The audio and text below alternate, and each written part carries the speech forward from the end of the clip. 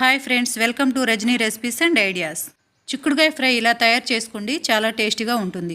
ముందుగా చిక్కుడుగాయల్ని శుభ్రం చేసుకొని ఒక కుక్కర్లో వేసి ఒక విజిల్ వచ్చేంత వరకు ఉడికించుకోవాలి. ఈలోపు కొబ్బరి కారం కోసం కొబ్బరి ముక్కలు, కారం, ఉప్పు, వెల్లుల్లి వేసి ఇలా బరగ్గా మిక్సీ పట్టుకోవాలి. చిక్కుడుకాయలు ఒక్క విజిల్కే ఇలా సాఫ్ట్గా ఉడికినాయి కదా, ఇవి స్ట్రైన్ చేసుకొని తాలింపు పెట్టుకుందాం. తాలింపు కోసం ప్యాన్లో కొంచెం ఆయిల్ వేసుకొని కొంచెం జీలకర్ర, ఆవాలు, శనగపప్పు, మినపప్పు, ఇంకా ఎండుమిర్చి వేసి ఫ్రై చేసుకోవాలి. తర్వాత ఆనియన్స్, కరివేపాకు కూడా వేసుకొని ఫ్రై చేసుకోవాలి. ఇలా తాలింపు అంతా వేగిన తర్వాత చిక్కుడుగాయ ముక్కలు కూడా వేసుకొని 2 నిమిషాల పాటు వేయించుకోవాలి.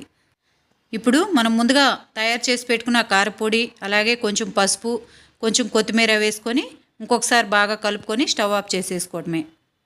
ఇంతే అండి, చాలా simple. Thank you for watching Rajani recipes and ideas.